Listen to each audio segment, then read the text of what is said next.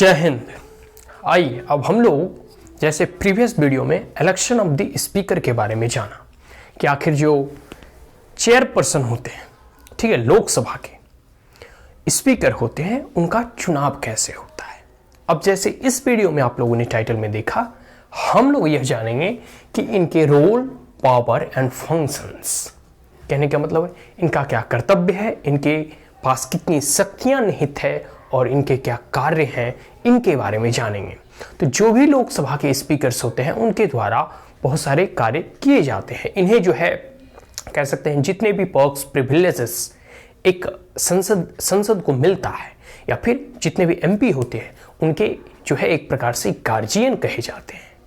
इन्हें रेगुलेटर और के रूप में भी जाना जाता है, क्योंकि यह पूरी की पूरी सदन को रेगुलेट करते हैं। उन्हें जो है उनकी पूरी की पूरी कार्यवाही को सुचारू रूप से संचालन की जिम्मेदारी इनकी ही होती है। Is that clear? तो अब हम लोग इनके पूरे के पूरे कर्तव्यों के बारे में, इनकी शक्तियों के बारे में, how powerful the chair of the speaker is in the Indian parliament and what are the important roles, what are the important functions are played by the speaker of the Lok Sabha. So let us start. सबसे पहले जानते हैं speaker, head of the Lok Sabha. ठीक है, दो सदन है parliament में, एक तो है लोकसभा, एक है राज्यसभा। तो राज्यसभा के जो चेयरमैन होते हैं, मतलब चेयरपर्सन, वो पद कह सकते हैं कि वो जो प्रेसिडाइज करते हैं राज्यसभा को, वो होते हैं वाइस प्रेसिडेंट, जैसे अभी एम वेंकैया नायडू जी हैं। ठीक है, और जो लोकसभा होते हैं उनके जो हेड होते हैं वो होते हैं स्पीकर। तो इन्हें हेड ऑफ द हाउस की भी संज्ञा दी गई है, जो कि अभी ओम बिरला जी हैं। ठीक है, तो इन्हें हेड ऑफ द लोकसभा भी कहा जाता है। और guardian and power and privileges of MP, जैसा हम लोगों ने बताया कि एक संसद को, एक पार्लियामेंट को अरेस्ट होने से पहले, या फिर अगर कोई भी जो है न्यायपालिका या फिर एग्जीक्यूटिव जैसे पुलिस या कोई भी अगर उन्हें गिरफ्तार करती है, तो उससे पहले स्पीकर को सूचित करना होगा और उनसे परमिशन लेना होता है। या फिर इन जितने भी संसद हैं, इनको जो अधिकार मिलते हैं, इनके जो पर्क्स एंड प्रिविलेजेस हैं, ये सब के सब एक गार्जियन के रूप में स्पीकर के द्वारा देखरेख उनकी की जाती है कि किन्हीं लोकसभा सदस्यों के जितने भी मेंबर्स हैं उनके जो है पर्क्स एंड प्रिविलेज का जो है कोई हनन तो करने का प्रयास नहीं कर रहा। ठीक है, ये क्लियर हो गया। आगे है principal spoke person of the house, क्योंकि ये हाउस के हेड है, तो हाउस में इनकी बातों को या फिर हाउस के बाहर भी लोकसभा में से संबंधित किए गए इनके जो है बातों को जो है बहुत महत्वपूर्ण तौर पे देखा जाता है। ठीक है, क्योंकि यह हेड ऑफ द हाउस है और इन्हें चीफ स्पोक पर्सन भी कहा जाता है लोकसभा का। Is that clear? अब हम इनके जानते हैं कि यह पावर कहां से डिराइव्स करते हैं। भारतीय संविधान के अनुसार जो है स्पीकर जो है का एक कह सकते हैं कि यह जो चेयरपर्सन होते हैं इनकी पास बहुत शक्तियां भी निहित होती है। तो यह जो है शक्तियां कहां से एक्वायर करते हैं, कहां से डिराइव करते हैं, इन्हें शक्तियां किनके द्वारा प्रदान की गई है। तो सबसे पहला है संविधान। संविधान में जो स्पीकर्स के रोल, स्पीकर के पावर, स्पीकर्स के रिस्पॉन्सिबिलिटी, स्पीकर के फंक्शंस दिए गए हैं, उस आधार पे जो है स्पीकर महोदय के पास शक्तियां उन्हें मिलती है। जैसे अगर कोई क्लेम कर सकता है कि आप इस प्रकार का स्पीकर का जो फंक्शंस और रोल कर रहे हैं, वह शक्तियां आपको कहां से मिलती है, तो वो संविधान से मिलती है। दूसरा है rules of procedures and conduct of business of Lok Sabha. देखो, हर एक हाउस को, सिंपल सा तुम एक घर का उदाहरण लो। घर होता है तो घर में पेरेंट्स होते हैं, दादा दादी होते हैं, बच्चे होते हैं। बच्चों को क्या सिखाया जाता है कि भाई जैसे 4 बजा तो आप खेलने जा सकते हैं, 1-2 घंटा खेलें, 6 बजा तो फिर पैर हाथ धोकर आप पढ़ने बैठ जाएं, तो 3 घंटा रात तक पढ़ें, 10-11 बजे तक आप जो है खाना वाना खाकर आप फिर विश्राम करें। ठीक है, तो एक प्रकार से जो है पूरे के पूरे एक थोड़ी बहुत मतलब घर ही है, लेकिन थोड़ी बहुत नियम कानून बनाया गया है और उसके संचालन की जिम्मेदारी किनकी होती है? जो सबसे बड़े बुजुर्ग होते हैं, जो आपके दादाजी होते हैं या फिर दादी होते हैं, या फिर कह सकते हैं अगर वो नहीं है तो आपके पेरेंट्स होते हैं, माँ पिता होते हैं।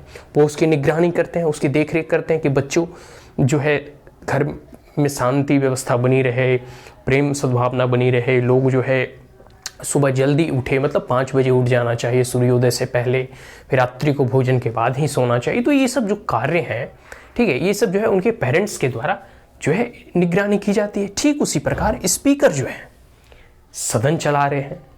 सदन लोकसभा में लगभग 550, मतलब ऐसे तो 545 है, लेकिन 550 मान के चलो, उतनी सदस्यों की संख्या है। 550, घर में तो 8-10 लोग ही होते हैं, तो पूरा का पूरा तहलका मच जाता है। ठीक है, 2-4 बच्चे मिलकर घर को सर पर उठा के रखते हैं, दिन भर वो हल्ला उल्ला करते हैं। लेकिन अब है इतनी बड़ी सभा है, तो सभा को सुचारू रूप से संचालित के लिए कोई नियम कानून तो होना चाहिए, ताकि हम कल सदन के सदस्यों को कह सके कि भाई आप इस नियम का उल्लंघन कर रहे हैं, आपको नियम के अकॉर्डिंग चलना चाहिए। जैसे अभी देखो लोकसभा या राज्यसभा कितना डिस्टर्ब होता है, कोई कभी बेल में आ रहा है, कोई कागज फाड़ रहा है, मतलब हुड़दंग में। इससे तो अधिक शांति जो है यूकेजी और नर्सरी के बच्चे अब रहने लगे। एक समय होता था कि बच्चे हल्ला करते थे, अब तो बच्चे शांत रहते हैं, संसद लोग हल्ला करते हैं। ठीक है, तो ये चीजें, तो ये जो है स्पीकर जो है अपनी शक्तियों को डराइव करते हैं, पहले संविधान से, और दूसरा rules and procedures and conduct of businesses of Lok Sabha. ठीक है, एक नियमावली बनाई गई है। ठीक है, उसी को कहा जाता है rules of procedures and conduct of business of Lok Sabha.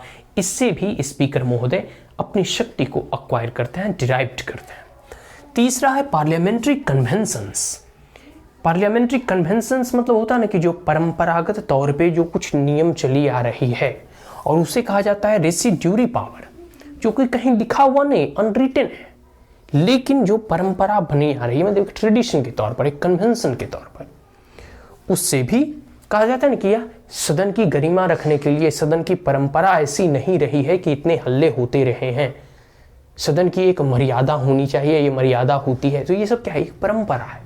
मर्यादा कहीं कुछ मतलब इसमें वर्णित नहीं है, लेकिन इसकी एक अपनी जो है स्टैंडिंग है सारे मेंबर्स की, और वही एक ट्रेडिशन अब जो है सुचारू रूप से एक जो है अलिखित जो है कह सकते हैं कानून का रूप लेती है। तो वही कन्वेंशन जो चला आ रहा है। ये क्लियर हो गया कि 3 जगह से जो है स्पीकर जो है पावर्स को, शक्तियों को डिराइव करते हैं। आगे है फॉलोइंग पावर्स। अब इनकी थोड़ी शक्तियों के बारे में जान लो, इनके पास क्या क्या शक्तियां हैं। सबसे पहला है कि मेंटेन ऑर्डर। मैंने पहले ही बताया कि भाई संसद में हल्ला बहुत होता है, उस ऑर्डर को मेंटेन करने के लिए देखो, हर एक एग्जाम्पल के तौर पे लो, हर एक क्लास होता था ना, तो आप लोग मतलब जितने भी बच्चे पढ़ते तो क्लास में एक मॉनिटर होता था। क्लास मॉनिटर, टीचर कभी बाहर जाते थे या कोई चीज़ की रिसेस होती थी, या किसी का अटेंडेंस लगाना हो, किसी को क्लास में जो अधिक बदमाशी कर रहा हो उसे शांत रखना हो, कोई गॉसिप ना करे, इस पे निगरानी रखना हो, तो क्लास टीचर या फिर उस क्लास में जो पढ़ा रहे होते हैं वो मॉनिटर को बोलते थे, देखना कोई हल्ला ना करे, उसका नाम बताओ, हम थोड़ा उसको देता हूँ। तो ये चीज़ है, ये एक प्रकार का क्लास मॉनिटर का काम करते हैं स्पीकर। मतलब पार्लियामेंट का जो कार्य है, जो लोकसभा का कार्य है, वो सुचारू रूप से उसका निर्वहन हो, इसकी देखरेख करते हैं। Maintaining order and decorum. Decorum मतलब का हिंदी होता है शिष्टाचार। मतलब देखो, हालांकि ऐसा कहा जाता है कि बहुत सारे क्रिमिनल्स हैं लोकसभा में, लेकिन क्रिमिनल्स होंगे अपने इलाका के, लोकसभा के जो हेड है वो स्पीकर होते हैं, और बहुत बड़े बड़े जो लोग भी हैं उनके नीचे बैठते हैं, यहाँ तक कि प्रधानमंत्री भी उनसे नीचे बैठते हैं, क्योंकि उस पद की एक गरिमा है।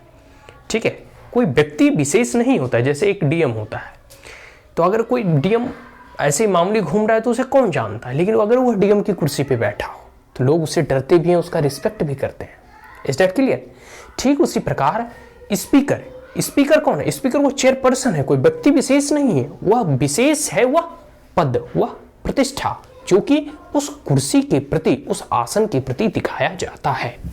वही चीजें हैं यहाँ कि यह जो है शिष्टाचार जो है वह जो है बना रहे, मतलब इस सदन की गरिमा बची रहे, इसके लिए जो है यह पूरे के पूरे, जैसे पुलिस का काम होता है लॉ एंड ऑर्डर को मेंटेन करने के लिए, स्पीकर का काम होता है कि वह सदन में पूरी की पूरी कानून व्यवस्था, मतलब सदन की जो नियम है, नियमावली के अनुसार जो है कार्य हो, और कोई नियम का उल्लंघन ना करे, जैसे किसी का मंत्री का पेपर छीन के फाड़ देना, नारेबाजी करना, स्पीकर पे ही मतलब कह सकते हैं हुआ ना, 12 मेंबर सस्पेंड हुए इस सदन में विंटर सेशन में। हालांकि अब सेशन ये खत्म हो चुका है, बट इतने डिस्ट्रप्शंस के तौर पर सस्पेंशन के बाद भी ये लोग इन्होंने सीख नहीं लिया। तो एक प्रकार से स्पीकर से ये लोग डरते नहीं है। क्लास मॉनिटर से तो बच्चे बहुत डरते थे कि टीचर को नाम बता दिया तो बहुत पनिशमेंट मिलेगा। एनीवे, तो ये maintain order and decorum and conducting business, और साथ साथ इनका कार्य होता है कि वह बिजनेस को कंडक्ट करें। और बिजनेस किसका? बिजनेस मतलब किस प्रकार से बिल टेबल होना है, किस प्रकार से बिल पारित होना है, ठीक है, इन तमाम चीज़ों के बिजनेस को और प्रोसीडिंग्स को, हाउस को प्रोसीडिंग्स जो है वो सुचारू रूप से चले, सुव्यवस्थित तरीके से चले, ठीक है। इसमें जो है इनका बहुत बड़ा रोल होता है और इनका यह कार्य भी है। आगे है फाइनल इंटरप्रेटर ऑफ जो है constitution, rules and procedures, conduct of the business of the house and parliamentary conventions. Final interpreter मतलब, इंटरप्रेट मतलब होता है ना व्याख्या करना, इंटरप्रिटेशंस मतलब होता है व्याख्या करना। तो संविधान, जैसे अब कोई संविधान जो है से संबंधित कोई ऐसा टर्म आ गया, कोई ऐसा टर्म आ गया जिसको लेकर आपस में जो है बहुत विवाद बढ़ गया है, तो उस वक्त स्पीकर जो होते हैं, चेयरपर्सन जो होते हैं, वह उस टर्म की व्याख्या करते हैं, उसके टर्म को डिफाइन करने का प्रयास करते हैं कि इस टर्म का असली मतलब क्या होता है। और उनकी व्याख्या is the final in the sense अंतिम। स्पीकर के ऊपर कोई नहीं, और कोई भी काउंटर आर्गुमेंट इनसे नहीं कर सकता। मतलब क्वेश्चंस पूछना अलग बात है, लेकिन अगर बहुत अधिक विवाद बढ़ जाए आपस में, बहुत होता है ना कोई ऐसी टर्म, देखो कॉन्स्टिट्यूशन जो है ना एक लॉयर के द्वारा लिखी गई है। मतलब बहुत लोग कॉन्स्टिट्यूशन और संविधान की आलोचना करते हुए ये कहते हैं कि it is the paradise of lawyer. जो कॉन्स्टिट्यूएंट असेंबली था वो पैराडाइज, और कहने का मतलब इसमें जितने भी लोग थे वो वकील, बैरिस्टर, लॉयर, कानून के ही लोग थे। तो पॉलिटिकल कह सकते हैं ना कि जो लॉयर का टर्म होता है ना वो इजीली अंडरस्टैंडेबल नहीं होता है जो कॉमन पीपल होते हैं। और पार्लियामेंट में कौन लोग चुनकर आते हैं? जो कॉमन आम जन होते हैं। बहुत वकील वगैरह भी होते हैं, ऐसा नहीं है कि वो नहीं होते, लेकिन फिर भी मेजोरिटी जो संख्या होती है वो जो है आम लोग जो है चुनकर बनते हैं। अब ऐसा तो है नहीं कि सबके सब वकील ही बनेंगे, ठीक है। तो कुछ कुछ ऐसे संविधान में टर्म दिए गए हैं जिसकी इंटरप्रिटेशन और जिसकी व्याख्या बहुत डिफिकल्ट होती है। उस परिस्थिति में, उस सदन में जो स्पीकर ने उसे डिफाइन कर दिया, it should be final and he is a final interpretation of the constitution. इसके साथ साथ जो rules and proceeding of conduct of the house है उसमें भी क्या क्या लिखा गया है उसकी भी पूर्ण व्याख्या स्पीकर के ही द्वारा की जाती है। Is that clear? Now adjourn the house को एडजॉर्न करना हो, ये जो है अधिकार जो है स्पीकर के पास है। कि जैसे स्पीकर जो है हाउस को चलाते हैं, देखते हो कभी कभी इतना डिस्टर्बन, मतलब कह सकते हैं इतना हुड़दंग मच जाता है कि सदन में सब नारेबाजी कर रहे हैं, हो हल्ला कर रहे हैं। इस परिस्थिति में स्पीकर जो है उस सदन को कुछ समय के लिए जो है स्थगित कर देते हैं। ठीक है, क्लियर हो गया? तो एडजॉर्न करना वो स्पीकर का जो है काम है, ठीक है। कुछ आगे है कि सस्पेंड मीटिंग, यह मीटिंग को भी सस्पेंड कर सकते हैं कुछ घंटों के लिए, कुछ दिनों के लिए। ये इनके अधिकार क्षेत्र में और इनके कर्तव्य क्षेत्र में आता है। वो इस वजह से भी कर सकते हैं कि एब्सेंस ऑफ क्वारम जो कहने का मतलब है कि एक प्रकार से जब भी कोई बिल या कोई भी डिबेट डिस्कशन होना चाहिए पार्लियामेंट में, तो कम से कम 1/10 मेंबर वहां अवेलेबल होना चाहिए। तो क्वारम मतलब वो समूह, एक सदन में कितने लोगों जो कम से कम मिनिमम होने चाहिए जिससे कि सदन चले। तो इसलिए अगर कभी क्वारम नहीं मिलता है तो उस परिस्थिति में जो है सदन को कुछ घंटों के लिए या 1-2 दिन के लिए जो है उसे सस्पेंड कर देते हैं। आगे है exercise his vote in tie. देखो जनरली जो क्या होता है कि स्पीकर जो है एज ए न्यूट्रल उन्हें रखने के लिए उन्हें वोट देने से वंचित रखा गया है कि अगर आप वोट दोगे तो पार्टी के पक्ष में ही वोट देना पड़ेगा, क्योंकि उसी पार्टी से बिलोंग करते हैं जो मेजोरिटी में है, जिसकी सरकार है। और अगर बार बार आप उनके जो है प्रस्ताव कह सकते हैं कि जो बिल है उस पर आप अगर वोट डालेंगे तो सारा के सारा जो अपोजिशन मेंबर रहेंगे वो सीधे बोल देंगे आप तो न्यूट्रल हैं नहीं, आप तो बार बार उसी के पक्ष में वोट डालते हैं, आपने कभी भी विपक्ष में नहीं डाला। तो उनकी निष्पक्षता को बरकरार रखने के लिए ऐसा कहा गया है कि स्पीकर जो है सदन में किसी भी बिल पे, किसी भी चीज़ों में वह अब हस्तक्षेप नहीं करेंगे, वह वोट नहीं डालेंगे। ठीक है, मतलब वह छोड़ देंगे, मतलब उनको एक ऐसा कह सकते हैं ना, वो मेंबर उस सदन का है ही नहीं, क्योंकि वह एक चेयरपर्सन है। ठीक है, उस जो है स्पीकर जो है एक चेयरपर्सन है, जो उस चेयर पर बैठे हैं, जो कि एक निष्पक्ष बॉडी है, न्यूट्रल बॉडी है।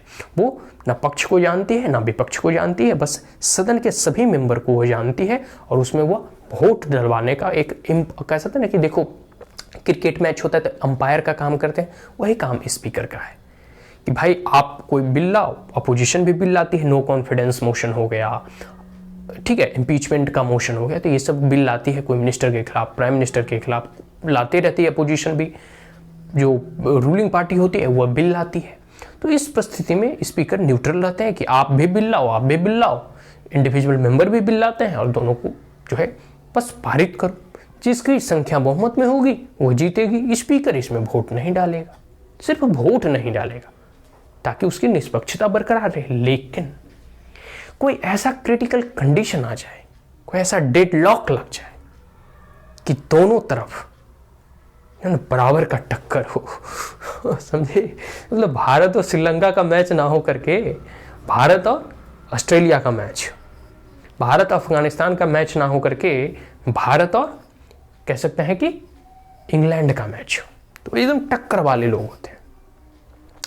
उस परिस्थिति में स्पीकर उस डेडलॉक को हटाने के लिए जब भी मैच टाई हो जाता है तब वोट डाल सकते हैं। कह सकते हैं रेयरेस्ट ऑफ द रेयर ऐसे होता है, ठीक है, ये जो है रेयरेस्ट ऑफ द रेयर ऐसे होता है, हमेशा ये नहीं होता, मतलब कभी कभी शायद, हमें तो नहीं लगता कि कभी टाई लगा होगा, ठीक है, क्योंकि जो रूलिंग पार्टी रहती है आइदर दे बिल, अगर वो जीती है तो कोई भी बिल को पारित करवा लेगी क्योंकि वो मेजोरिटी में है, और अगर वो हार जाती है तो उसकी मेजोरिटी खो गई और लोकसभा डिसॉल्व कर दिया जाएगा। स्टेट क्लियर, या तो फिर अपोजिशन वाले पार्टी जो है सरकार बनाएगी। आगे है presiding joint sitting of a house to remove deadlock. देखो हमारे संविधान में यह कह सकते हैं ना कि प्रावधान है, प्रोविजन है कि जब भी कोई ऐसे बिल को लेकर लोकसभा और राज्यसभा में मान लो एक भी सदन पारित कर दिया है और दूसरा सदन पारित नहीं कर रहा है, इस परिस्थिति में इस डेडलॉक को हटाने के लिए ज्वाइंट सिटिंग का प्रावधान है कि दोनों सदनों को एक जगह बैठकर यह निर्णय लेना है कि इस बिल को पारित करना है या नहीं, इस बिल को पारित करवाना है या नहीं। तो जब भी ज्वाइंट सिटिंग होगी लोकसभा और राज्यसभा का, तो उसको चेयर कौन करेंगे? स्पीकर। उसके चेयरमैन कौन होंगे? स्पीकर। ठीक है, ये क्लियर हो गया। तो यह कह सकते हैं कि एक दायित्व और मिलता है स्पीकर को कि जब भी ज्वाइंट सिटिंग हुआ उसको उसकी अध्यक्षता स्पीकर करेंगे, या फिर उसकी कह सकते हैं कि उस कह सकते हैं सिटिंग की प्रेसिडाइजिंग जो है स्पीकर के हाथों में होगी। ठीक है, क्लियर हो गया। लेकिन याद रखना कोई भी एक चीज़ मैं बार बार ये बता मतलब कह सकते हैं, जब हम लोग अमेंडमेंट को पढ़ रहे थे तो उसमें हम लोगों ने पढ़ा था कि कॉन्स्टिट्यूशनल अमेंडमेंट बिल के लिए कभी भी ज्वाइंट सिटिंग नहीं लाया जाता है। इस डेट के लिए उसे दोनों सदनों में पारित करना होता है। आगे है allow secret sitting in a house. देखो कभी कभी कुछ ऐसे क्रिटिकल इशूज आ जाएं, कुछ ऐसे इंपॉर्टेंट इशूज आ जाएं जिसके लिए सीक्रेट मीटिंग भी स्पीकर जो है अलाउ कर सकते हैं, जिसमें कि कोई मीडिया पर्सनल नहीं, कोई कह सकते हैं कि बाहरी लोग, सिर्फ और सिर्फ वही लोग रहेंगे जो इस सदन के मेंबर होंगे। ठीक है, तो ऐसे कोई सीक्रेट सिटिंग अलाउ कर सकते हैं, क्योंकि भारत जो है ना एक लोकतांत्रिक देश है। तो लोकतांत्रिक देश में कभी कभी ऐसे होते हैं कि कुछ चीज़ें गोपनीयता मतलब उसकी सिक्रेसी भी रहनी चाहिए ताकि दुश्मन देश जान ना जाए। तो इसलिए जो है कभी कभी सीक्रेट मीटिंग भी अलाउ करते हैं। ठीक है, और सिटिंग भी। Is that clear? Now decide whether bill is money bill or not, his decision is a final. कोई भी बिल मनी बिल है या नहीं, इसका निर्णय स्पीकर लेते हैं और स्पीकर का निर्णय यह फाइनल है। ठीक है, क्योंकि हर एक बिल को ना कई एक तरह से डिफाइन किया गया है। कोई जैसे कॉन्स्टिट्यूशनल अमेंडमेंट बिल होता है, कोई ऑर्डिनरी बिल होता है, कोई जो है मनी बिल होता है। तो जो भी मनी बिल होगा उस बिल में कह सकते हैं उसका निर्धारण कौन करेंगे? स्पीकर करेंगे, और स्पीकर के एसेंट और उसके मोहर के बाद ही यह तय होता है कि यह एक मनी बिल है। और मनी बिल जो है पारित होने में सिर्फ लोकसभा की बहुमत चाहिए। राज्यसभा को भेजा जाता है 14 दिन के लिए, अगर उसकी इच्छा है तो कोई रिकमेंडेशन करे, उसमें कुछ संशोधन करे या फिर कुछ सुझाव दे, लोकसभा उसे स्वीकार करे या ना करे, 14 दिन के अंदर वह पारित समझा जाएगा और प्रेसिडेंट भी उस बिल को हस्ताक्षर तुरंत कर देते हैं। ठीक है, तो his decision is final on the money bill. आगे है decide disqualification of MP on defection 10th schedule. ये देखिए, हम लोग जब हम disqualification of member of parliament पढ़ रहे थे तो उसमें 2-3 चीजें हैं। एक तो डिस्क्वालिफिकेशन बहुत सारे कारणों की वजह से होता है। ठीक है, जो ऑफिस ऑफ प्रॉफिट का डिस्क्वालिफिकेशन है, या एक बात जान लो कि जितने अदर डिस्क्वालिफिकेशन है वो डिस्क्वालिफिकेशन प्रेसिडेंट के द्वारा निर्धारित किया जाता है, लेकिन जो ground of defection under 10th schedule के अंदर जो भी मेंबर को डिस्क्वालीफाई या उनके कैंडिडेचर को रद्द कर दिया जाता है, वह जो है स्पीकर डिसाइड करते हैं। अब बताते हैं कि डिफेक्शन क्या है। इसके बारे में ऑलरेडी हम लोग इसी क्लास में चर्चा कर चुके हैं, मतलब इसके प्रीवियस वीडियो में, पार्लियामेंट के ही चैप्टर में, कि हम लोग कोई भी मेंबर किसी भी एक पार्टी के सिंबल से अगर वह चुनाव लड़ता है और वह चुनाव जीतने के बाद किसी दूसरे पार्टी में चला जाता है, तब वह डिस्क्वालीफाई हो जाएगा। अगर उस किसी एक पार्टी के द्वारा कोई व्हिप जारी किया गया है, कोई आदेश जारी किया गया है कि आपको इसी वोट के पक्ष में वोट डालना है या विपक्ष में डालना है, अगर वह उसके अगेंस्ट वोट डालता है, उस परिस्थिति में भी मेंबर का जो है कैंडिडेचर रद्द हो सकता है, वो डिस्क्वालीफाई हो सकता है, या कोर्ट के द्वारा जो है उन्हें डिस्क्वालिफिकेशन मिले।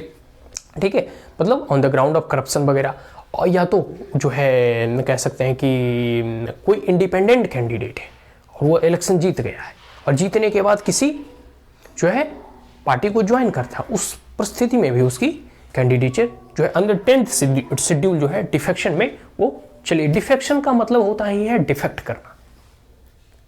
ठीक है, मतलब घुट बदल लेना। एक हरियाणा की बहुत मजेदार कहानी थी आया राम गया राम का, जिसमें कि कह सकते हैं ना कि एक दिन में वो 3 पार्टी को बदल लेता है। तो जो छोटी छोटी स्टेट होते हैं, मतलब छोटे छोटे जो स्टेट होते हैं उसमें सदस्यों की संख्या कम होती है। तो पहले क्या होता था कि पैसा देके, घूस देके 2-4 मेंबर को तोड़ के अपनी सरकार बना लो, 2-4 मेंबर को उधर तोड़ के उसकी सरकार गिरा दो। तो मतलब देखो, करप्शन तो राजनीति में है, इसे सब लोग स्वीकार करते हैं।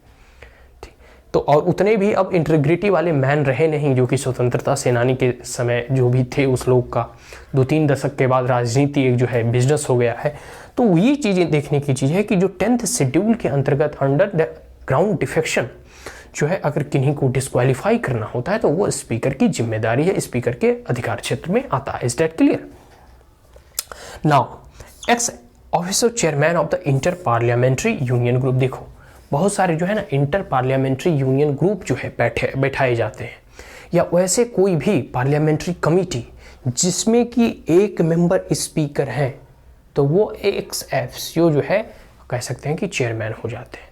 मतलब जिसमें भी ऐसा मेंबर के तौर पर या फिर उसमें एक सदस्य अगर स्पीकर है तो उसकी अध्यक्षता स्पीकर ही करेंगे, क्योंकि वह सर्वश्रेष्ठ होते हैं पूरे सदन में। आगे है appoint chairperson of the parliamentary committee. और जितने भी पार्लियामेंट्री कमेटी वगैरह का गठन किया जाता है उसके चेयरमैन जो है स्पीकर के द्वारा ही नए तय किया जाता है, उसका निर्णय लिया जाता है। क्लियर हो गया? तो यह है role, power, functions of the speaker. Speaker के क्या क्या कर्तव्य हैं, क्या क्या फंक्शंस हैं, क्या क्या रोल हैं, इसके बारे में हम लोग पूरे डिटेल में पढ़ लें। Is that clear? एंड इसके बाद भी अगर आपके पास कुछ डाउट है तो आप कमेंट बॉक्स में पूछ सकते हैं। So that's all. Thank you. And if you are the first time on my channel, then like it, share it, as well as subscribe it. Also press the bell icon. And if there were any queries, comments, suggestion, advice, doubts, you may comment in the comment box. Thank you once again. Have a great day.